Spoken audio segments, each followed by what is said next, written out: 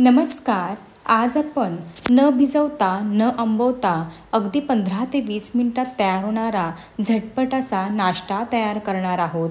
तुम्ही अगदी इडली डोसासुद्धा विसरून जाल इतका हा नाश्ता चविष्ट तयार झालेला आहे. मस्त असा मऊ लुसलुशीत तयार झालेला आहे. नेहमी कांदे पोहे आणि उपमा खाऊन जर कंटाळा आला असेल तर मी सांगितल्याप्रमाणे 1 वाटी पोहे आणि पाव वाटी रवा वापरून हा नाश्ता जरूर करून पहा. घरातल्या सर्व सदस्यांना फार आवडेल. चला तर वेळ न घालवता रेसिपीला सुरुवात करूया. पोहे आणि रव्यापासून झटपट असा नाश्ता तयार करण्यासाठी मी या ठिकाणी 1 वाटी पोहे घेतलेले आहेत. आपण रोज कांदे पोहे बनवण्यासाठी जे पोहे वापरतो अगदी सेम तेच घेतलेले आहेत. एका मोठ्या मिक्सिंग बाउलमध्ये काढून घेऊयात आणि 2-3 पाण्याने स्वच्छ धुवून घेऊयात. आता धुवून घेतलेल्या पोह्यांमध्ये ज्या वाटीने पोहे मोजून घेतले अगदी सेम त्याच वाटीने मोजून पाव वाटी पाणी घालायचं आहे आणि पाव वाटी पाण्यामध्ये हे पोहे असेच 15 मिनिटासाठी भिजत ठेवायचे आहेत. झाकण ठेवून देऊयात आणि 15 मिनिटं भिजत ठेवूयात. आता ज्या वाटीने आपण पोहे मोजून घेतले अगदी सेम त्याच वाटीने मोजून पाव वाटी बारीक रवा घेतलेला आहे. तो एका मिक्सिंग बाउलमध्ये काढून घेऊयात. तुम्ही या ठिकाणी जाड रव्याचा वापरसुद्धा करू शकता. आता पाव वाटी रव्यामध्ये दही घालायचं आहे. पाव वाटी रवा घेतला होता म्हणून सेम त्याच वाटीने मोजून पाव वाटी दही घालायचं आहे. दही थोडंसं आंबट असेल ना तर नाश्ता अजूनच चविष्ट तयार होणार आहे. आता हे घातलेलं दही रव्यामध्ये अगदी व्यवस्थित मिक्स करून घेऊयात. तुम्ही या ठिकाणी पाहू शकता अगदी चांगला असा रवा दह्यामध्ये भिजला गेला आहे. आता हा रवा आपल्याला 15 मिनिटं भिजत ठेवायचा आहे. झाकण ठेवून देऊयात. अशा प्रकारे भिजवलेले पोहे आणि हा रवा जो आहे ना तो असाच 15 मिनिटासाठी भिजण्यासाठी साईडला ठेवून देऊयात. या ठिकाणी 15 ते 20 मिनिटं झालेली आहेत. रवा आणि पोहे दोन्हीही छान भिजले गेले आहेत. सर्वात आधी काय करायचं आहे, हे जे भिजवलेले पोहे आहेत ना ते हाताने चांगले असे कुस्करून घ्यायचे आहेत, मॅश करून घ्यायचे आहेत. त्यामुळे काय होणार आहे, पोह्याचा मस्त असा गोळा तयार होणार आहे आणि पोहे आहेत ना ते मस्त असे बारीक होतील. हे पहा, अशा प्रकारे हाताने चांगलं असं 1-2 मिनिटं मी मळून घेतलं. मस्त असा पोह्याचा या ठिकाणी गोळा तयार झालेला आहे. कारण आपण हे जे पोहे आहे ना ते पाण्यामध्ये 15 मिनिटं भिजत ठेवलेले होते. आता ह्या मॅश करून घेतलेल्या पोह्यांमध्ये आपण जो रवा दह्यामध्ये भिजत घातला होता तो सर्व रवा पोह्यामध्ये घालायचा आहे. हे पहा या पद्धतीने. आता हा रवा आपण दह्यामध्ये भिजत घातला होता ना त्यामुळे चव देखील छान लागणार आहे नाश्त्याला. त्यासोबतच रवा मस्ताचा फुललेला देखील आहे. आता लगेचच यामध्ये काही काळे पांढरे तीळ आहेत ते घालत आहे. जर तुमच्याकडे काळे तीळ नसतील ना तर फक्त पांढरे तीळ सुद्धा घालू शकता. चवीनुसार मीठ घालायचं आहे. भरपूर सारी हिरवीगार कोथिंबीर घाला. तुम्ही यामध्ये ना चिली फ्लेक्स किंवा हिरवी मिरचीसुद्धा बारीक कापून घालू शकता. पण मी या ठिकाणी हिरवी मिरची किंवा चिली फ्लेक्स घातलेले नाही. आता हे घातलेले काळे पांढरे तीळ, मीठ आणि कोथिंबीर जी आहे ना ती अगदी व्यवस्थित मिश्रणामध्ये मिक्स करून घ्यायची आहे, एकजीव करून घ्यायची आहे. आपण हा भिजवलेला दह्यामध्ये रवा घातला आहे ना त्यामुळे जे मिश्रण आहे ना ते चांगलं असं एकजीव होणार आहे. याचा मस्त असा गोळा तयार होतो. आता ह्यामध्ये पाणी वरतून किंवा दही वरतून अजिबात घालायचं नाही. मस्त असा ह्याचा गोळा तयार होणार आहे कारण आपल्याला भिजवलेल्या रव्यामध्ये आधीच भरपूर सारं मॉइश्चर आहे. हे पहा, अशा प्रकारे जरासुद्धा पाणी वगैरे न घालता मस्त असा या मिश्रणाचा गोळा तयार झालेला आहे. अगदी परफेक्ट. यामध्ये मी तेलाचा हात लावलेला नाही किंवा पाणीसुद्धा घातलेलं नाही तरीसुद्धा पहा अगदी छान असा गोळा तयार झालेला आहे.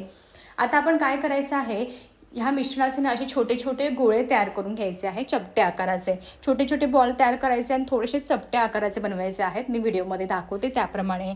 आता हे तयार केलेले जे गोळे आहेत ना ते आपल्याला वाफवून घ्यायचे आहे, स्टीम करून घ्यायचे आहेत. त्यामुळे सुरुवातीला ज्या चाळणीमध्ये तुम्ही हे गोळे वाफवून घेणार आहात ना त्या चाळणीला चांगलं असं तेल लावून घ्यायचं आहे जेणेकरून हे जे वाफवलेले गोळे ना त्या चाळणीला चिटकणार नाही. हे पहा, अशा प्रकारे छोटे छोटे बॉल्स करायचे आणि थोडेसे असे दाबायचे आहेत, प्रेस करायचे आहेत. चाळणीमध्ये ठेवून देऊयात. ह्याच पद्धतीने सर्व मिश्रणाचे छोटे छोटे बॉल्स तयार करून घ्यायचे आहेत. हे पहा, अशा पद्धतीने सर्व मिश्रणाचे मी छोटे छोटे बॉल्स तयार करून घेतलेले आहेत.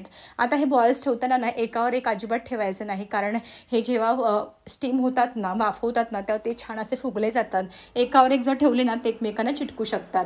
अशा प्रकारे सर्व बॉल्स मी तयार करून घेतलेले आहेत. आता आपल्याला हे जे गोळे आहेत ना ते वाफवून घ्यायचे आहेत. त्यामुळे कढईमध्ये एका साईडला पाणी मी आधीच उकळायला ठेवलेलं होतं. आता ही चाळणी जी आहे ना ती उकळत्या पाण्यावरती ठेवायची आहे. झाकण ठेवायचं आहे.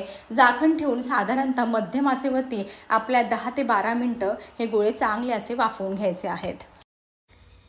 या ठिकाणी 10 ते 12 मिनिटं झालेली आहेत. मध्यम आचेवरती तयार केलेले बॉल्स मस्त असे वाफवून घेतलेले आहेत. तुम्ही या ठिकाणी पाहू शकता वाफवून झाल्यानंतर मस्त असे फुगले गेले आहेत. रंग देखील अगदी छान आलेला आहे.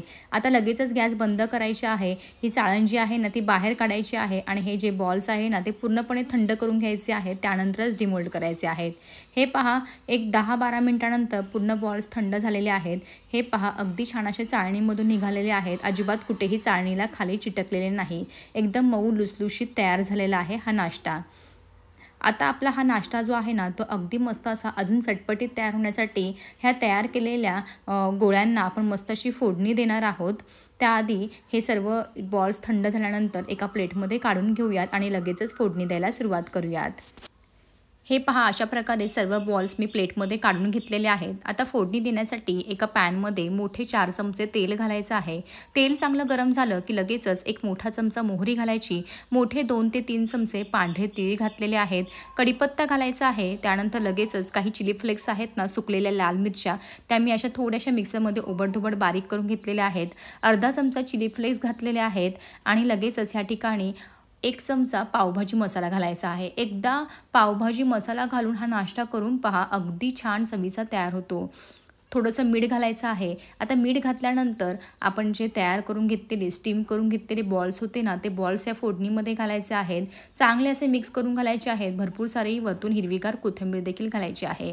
आता या तयार केलेल्या फोडणीमध्ये हे स्टीम करून घेतलेले बॉल चांगले असे मिक्स करून घेऊयात. फोडणी दिल्यानंतर हा जो नाश्ता आहे ना तो चवीला खूपच अप्रतिम लागतो. लाल तिखट वगैरे अजिबात घालायचं नाही. त्या जागी 1 चमचा पावभाजी मसाला घाला आणि थोडेसे चिली फ्लेक्स घाला. तुमचा हा नाश्ता ना खूपच अप्रतिम चवीचा तयार होणार आहे ही माझी खात्री आहे. आता या फोडणीमध्ये अगदी कमी आचेवरती हे जे बॉल्स आहेत ना ते 2-3 मिनटं चांगले असे परतून घ्यायचे आहेत. या ठिकाणी साधारणतः 2-3 मिनटं झालेली आहेत. चांगले असे बॉल्स मी फोडणीसोबत परतून घेतलेले आहेत. आता लगेचच गॅस बंद करायचा आहे आणि हा जो नाश्ता आहे ना तो गरमागरम सर्व्ह करायचा आहे. तुम्ही हा रवा आणि पोह्यापासून बनवलेला नाश्ता एकदा जरूर करून पहा. चवीला खूपच अप्रतिम लागतो. अगदी लहान मुलांपासून वयस्कर व्यक्तीसुद्धा आवडीने खातील इतका हा चविष्ट लागतो. तुम्ही हा रवा आणि पोह्यापासून बनवलेला गरमागरम नाश्ता एखाद्या सॉससोबत किंवा चटणीसोबत खाऊ शकता. नेहमी रवा आणि पोह्यापासून कांदे पोहे आणि उपमा खाऊन कंटाळा आला असेल तर एकदा माझ्या पद्धतीने बनवलेला हा नाश्ता नक्की ट्राय करून पहा. कशी वाटली माझी आजची रेसिपी? आवडली असेल तर जरूर करून पहा. कशी झाली हे मला कमेंट बॉक्समध्ये सांगायला मात्र विसरू नका. असेच भेटूया एका नवीन आणि सोप्या रेसिपीसोबत. तोपर्यंत मस्त खा आणि हेल्दी राहा.